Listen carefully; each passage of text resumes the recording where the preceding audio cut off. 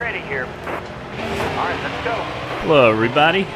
Okay, we're at Texas 2 for the trucks. 2 as in the second race of the season, because we go to Texas twice in the trucks. And I must be tired because it's near the end of the race and I'm running over the grass like that. So we're on a restart. We only got fresh tires. And I think this is the AI's last pit stop.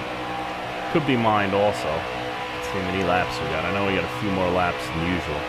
Not 100, but over 20, I know. 49, okay. So this is like the last major run. So yeah, 49 laps left. Probably won't have to stop for gas. Now, I got like a top 10 truck. Maybe a top 5 truck. Problem is, setup doesn't last. And this is one of the last races before I started to realize my wedge has been wrong. So I've been steadily adjusting my wedge during this race. And I got some interesting tire temps, which I didn't realize, as I got fairly radical. See, if you notice, there's no goal because I met my contract goals. I got like 6 or 7 wins on the season. So I'm going to the playoffs. I'm not sure. I think this might be the last race before the playoffs. I don't remember. I can't keep the 3 series straight, to be honest. It just goes where they tells me and, you know, go to the end of the straight and turn left. Sometimes I turn right, but mostly left. So I know I can get a top 10, and I'm fine with that. I'm really just trying to figure out what's going on with these NH4 setups on the mile and a halfs for me, and trying to fine tune them. I got Atlanta figured out, which I'm really happy about, and it's translated online too. But I gotta get these, you know, these other mile and a halfs. I love Texas, you know, and it's just like, I don't understand why it's doing certain things. So I'm really concentrating here. Now, if you notice, I'm too loose.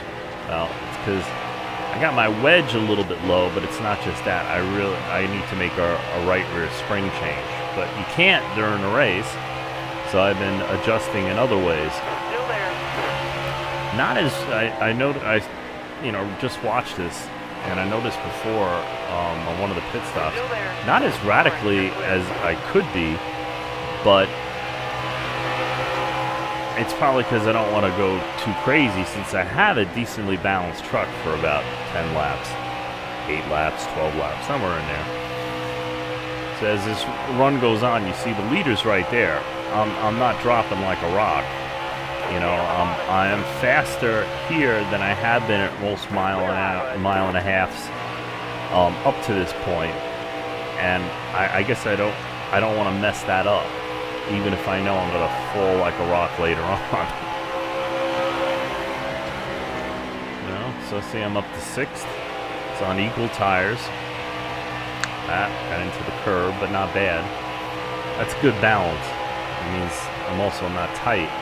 Because when you're tight and all your weight's on the front and you disturb the front end, then yeah, that's when you see the guy shoot across the track kind of thing or get shot sideways. I like to run a little bit looser setup overall, but one with security. See, this setup is loose and the security just goes away. See, I'm already 2 degrees more wear on the right rear than the right front at times. 1.5, 2 degrees. See, that's loose. And see how I'm sliding up? Well, I'm not really doing that. I'm kind of letting it slide so it doesn't, you know, scrub off so much of that right rear tire and make it looser. See, here I'm drifting it up. I'm trying to keep it off the wall. But I'm 3 degrees loose. I'm way loose. Because it's only like, what, 5 laps, 6, 7 laps since the restart. So yeah, so whatever I did on the pit stop is not enough. So we'll see how radical I get, you know, coming in here, coming up. Also, as I've said in the past, aero is a bigger feature in these last few years sims. So staying behind a truck when you're loose will tighten you up because you'll get aero tight. You peak out and you'll kind of get loose quick at times. It all depends on where you are on the track. But going into the turns, like here, I really want to be behind them, but I'm also, kind of struggling with maneuverability as the tires wear. And that's what I mean when I say maneuverability is you want to do things, but you can't. It's like you point the truck or you turn the wheel and it will not go where you want it to go. You have to kind of like compromise with the truck. It's like, okay, I can't do that, but I can do this. Like if I want to stay down or I want to be down on the white line coming out of 2, maybe I have to have a higher entry and kind of arc it down, especially on a loose truck or a tight truck even, that can work. But you got to be careful when you arc a loose truck because it tends to want to break loose a little bit more. So you got to be very ginger with it. He's down on me for some reason. He's trying to side draft me or whatever. Stay low. I was not in the high lane. I wasn't really in the middle, but I wasn't down on the bottom either in the trial. So he's out there somewhere. Yeah, there he is. It'd be very bad to hit that white line in this situation. See, now I'm really cutting it close because he's running the middle of the track. He's trying to pinch me down. It seems to be, from an AI, that's kind of rare, but it happens. That's Ross Chastain. He's a very aggressive driver anyway, and they must have built that into his sim profile, I guess.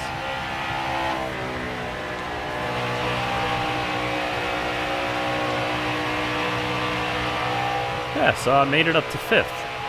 So you could say I got a top 5 truck, but I don't stay here.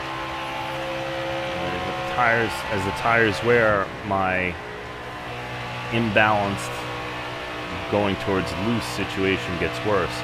See, I'm not running up in this on purpose. It's like I can't get the truck down. So somebody would say, "Oh, well, that's like a tight in or a tight middle." No, it's the lack of grip. The truck just basically wants to four-wheel slide, leading with the right rear. So it kind of acts tight when it's really loose, and it's hard to diagnose the difference. But on older tires, you can tell by the you can tell when you're driving it. It's like it's more of a slide than it is a push. Whereas on fresh tires, you see the right front go up, or both front tire temperatures go up in a turn, and it just doesn't want to turn. That's a push. Sometimes you got to run a car or truck a while and kind of figure out what the actual problem is. Just because it's indicating one thing doesn't mean that's what it is. Like sometimes I'll get a loose condition, but the temps will show tight. The front temps will be higher than the rear temps. Well, that could mean I have too much air in the right rear, and I'm going very fast through the turn, so the temps look equalized, but I really have less grip on the right rear. Because you put too much air in, it's going to lose grip. But tire wear will improve. Like if you're doing a gas run, and really handling is not an issue, like say at Daytona or Talladega, bumping the tire pressures up will get you a little bit better gas mileage because there's less rolling resistance or friction, and the tires will wear a little bit less. But it's not really something you want to do on a mile-and-a-half high-speed oval like this, where you're pulling like max G's in the corners, because then the car or truck will just slide up to the next lane or into the wall even. Here comes Chastain. See, he's really aggressive. Thought I was online there for a second. You can see just by the tire wear on the four corners. Left is okay, right's okay. It's the right rear. And the left rear, as I'm talking about some of the guys with my setups, it seems like the left rear always wears less. It's always lower temps. I'm not really happy about that, as I've had this in the past, and it's basically figuring out what the right levers are, or the right type of settings to engage all four tires. Usually, here, see, I turned the wheel and it didn't turn. I expected to. I goosed the gas and it just went straight. It did, you know, and I dented my nose, which, because I'm running in 6, that's a bigger issue. But I'm also loose, so even though it might slow me down, it might make it just a little bit easier to drive with a blunted nose. It'll make you tight. But when you get damage, you can't guarantee that it's going to damage. It's going to show the damage, or that's just not helping. It'll give you damage that doesn't help you, just because the nose is. See, it's the whole nose. I don't know where it is. I don't know what kind of damage. I don't know if it's figuring that a piece is sticking up into the air and causing, you know, a weird effect on the aero. I have no idea.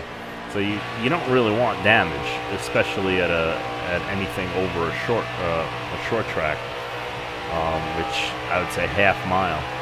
Yeah, you know, you get up to 150 miles an hour down the straight at Richmond, and that's where you make a lot of speed. So you really don't want any kind of front or right damage on any kind of track where aero is important. And yeah, aero's even important in Martinsville, but you know, you're always in a pack all the time, so it becomes less of an issue. Let's put it this way. On your street car, at 45 miles an hour, aerodynamics starts to be a factor. That's why they changed the shape of all the cars over the years. From the 70s to the 80s, they just, like racing, they just went for slick and speed.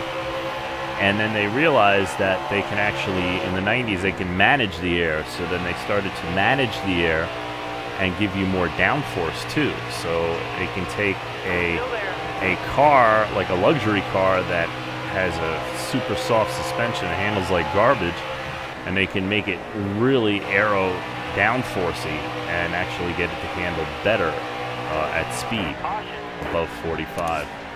Okay, let's see what I do here. Yeah, we don't need fuel. A little fuel. Come on, sound like wedge. Just 49.6. Put it up to 49.6. That will help. And lower that right rear. But I don't I? I raise the right rear because I'm looking for speed. But I raise the right front. Raise the right front, which is something you can do too, because I think I've been lowering. Nah, I haven't. It's only one off. Typically, front to rear tire pressures.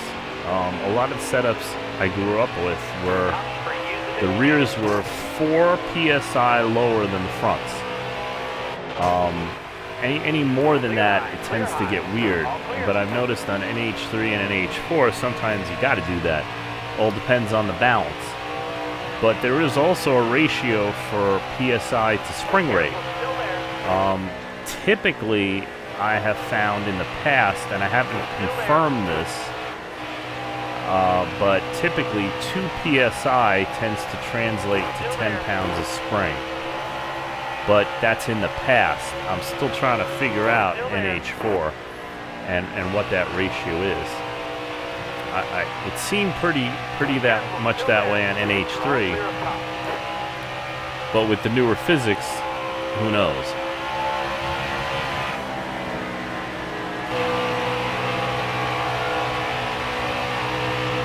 Also, another thing that I tend to do is on a high-speed track, like Texas here, you know, aero, speed, like Daytona and Talladega.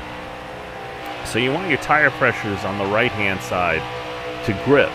But if you can, you want them to grip and have the middle tire temp higher than the outside.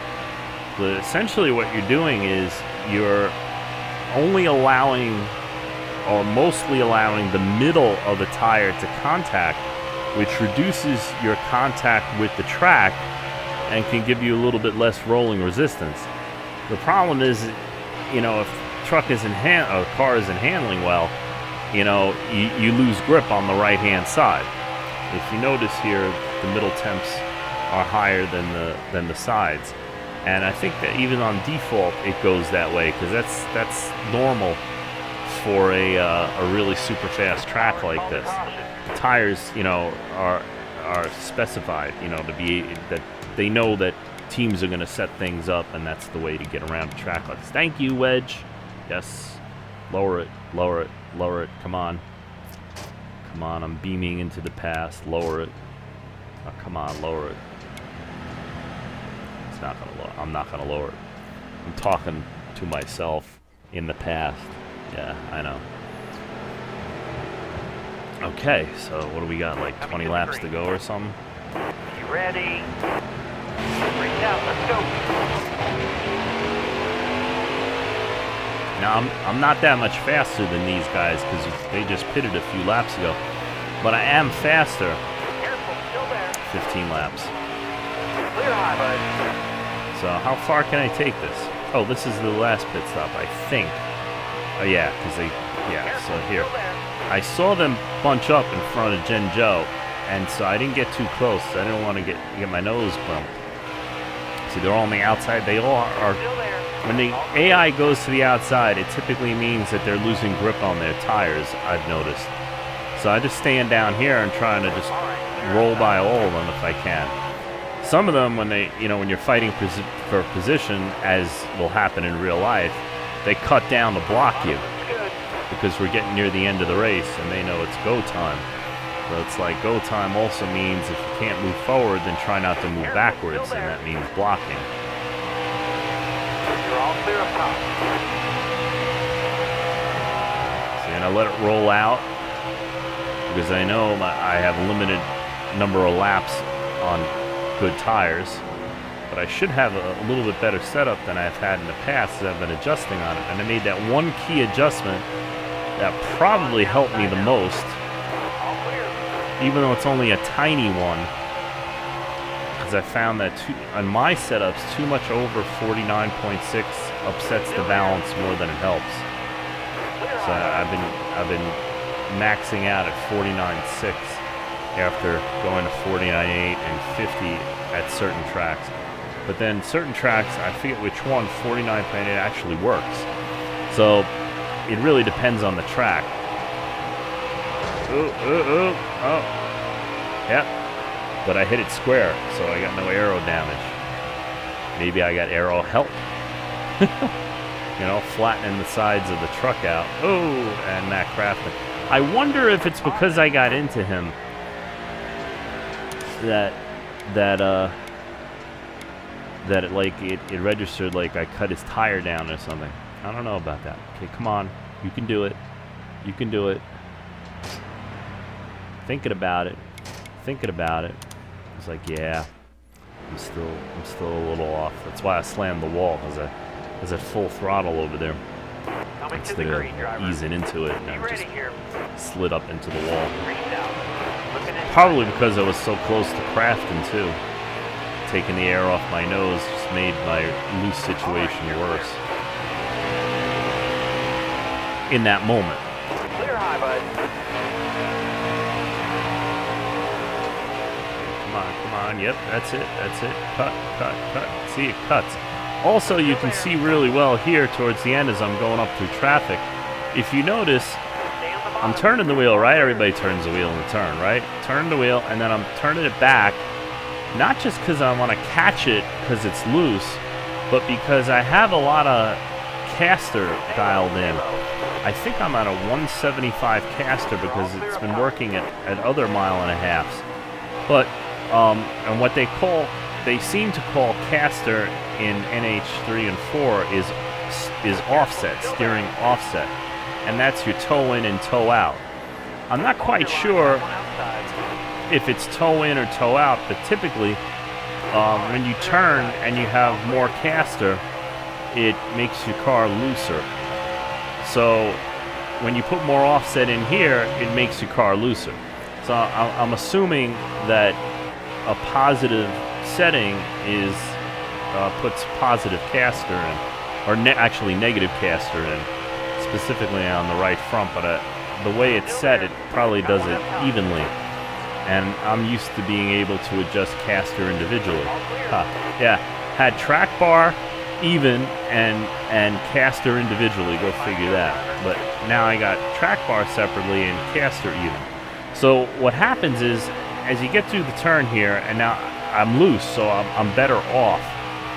And I'm tight in, so I'm leaning on that toe in, that caster, to get in there. And then when the truck loosens up, when the weight transitions, I don't need that anymore. And if I keep it dialed in, I will slide on the right front and it'll act tight. So that's kind of like, takes a lot of practice and force feedback and a steering wheel to really get that. But that's what happens. See, if you start to slide like I did there, I just straighten the wheel up a little bit until it catches, and you feel it. With the force feedback, you can feel it. And it catches, and then it cuts. You know, so I don't really prefer that. See, I'm sliding.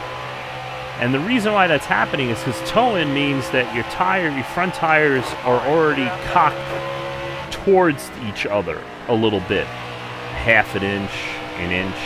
I guess 0.175 inches, I guess. I don't know. I'm not really sure how they measure it, since I'm not sure how, if that's really what it is, but it definitely acts that way. So toe-in, and all street cars have a little toe-in, makes the vehicle handle better, makes it corner better. So it aids you. But I found at high-speed tracks, caster tends to not really help. I've been using the caster because, like Atlanta, it's a non-factor, because I got a really good setup there and balance, and it's like not a big deal. But see, I'm having an issue with the same caster setting at Texas midway. See, here it helps, and here it's not helping. So if I keep the wheel turned, it would just slide up. It would slide up towards the wall and up out of the groove. So I'm kind of forced to do it. But the benefit is, if you know that, and you're getting that, feel. See right here? See now, now I cut. Now see how it just cut down right on the line and gave me the line around the turn that I wanted to put a distance on these guys. And somehow, once again, I managed to win. So like I said, you could say I had a top 5 truck, but really over a run, I had a top 5 short run truck. And that's exactly how I use tire wear and the pit stops to adjust. And again, if you pit after 2 laps, when everybody pits and then 2 laps you get a caution, it's really not doing much. If you need to adjust, pit, because it'll give you more time to get up front. But when you get down to within 20 laps of the race, you really got to know how many cars or trucks are on the lead lap, and how fast, and have an idea of how fast you're going to be. So I'm trying to win the stages in all these races because I'm trying to win championship. So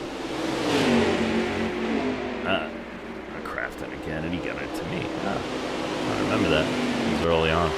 So I'm doing the same thing to win the stages, or score as many points as I can. See, I was only managed 8th in the first stage. But that's still a couple points there, and it all counts. And, same problems here. Start out really fast. I'm hanging in the top 5. Please, lead pack, making a pass. Going for the lead here.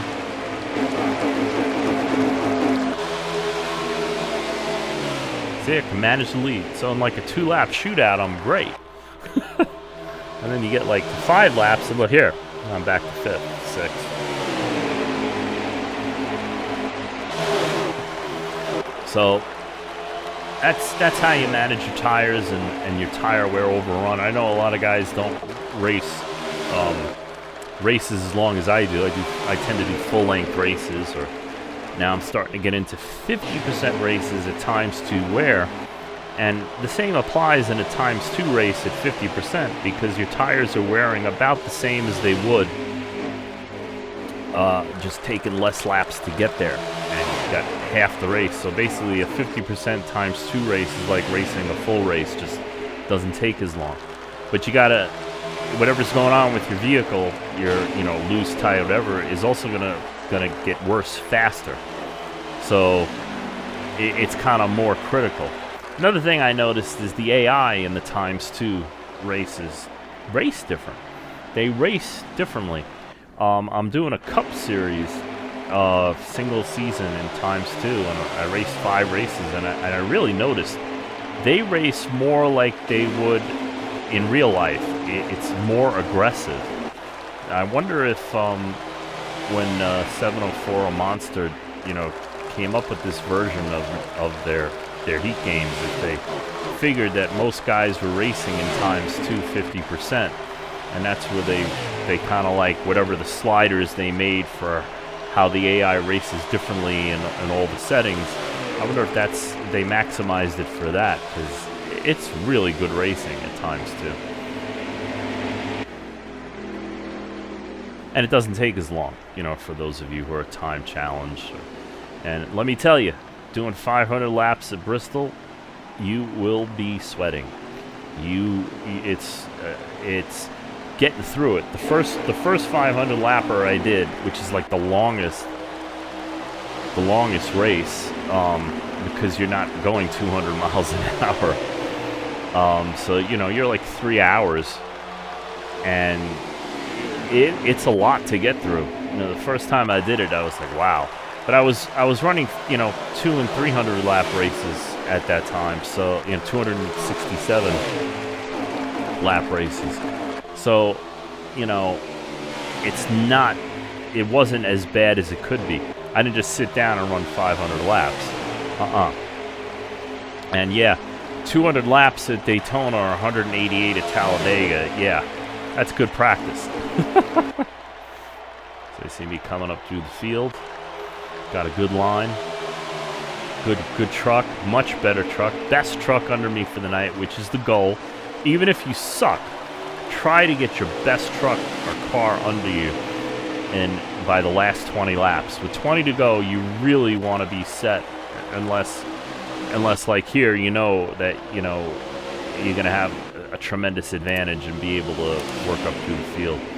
Yeah, there was a caution. That was the caution on the last lap.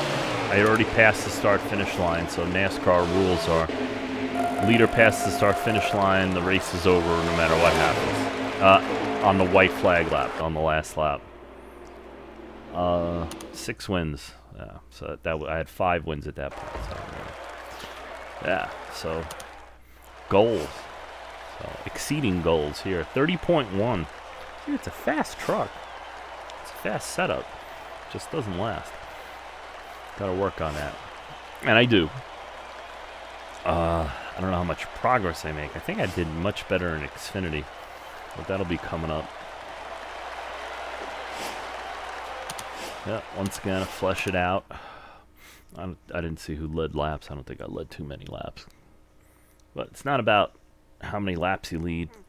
It's or even who has the fastest lap. It's who leads that last lap. That's really all that matters.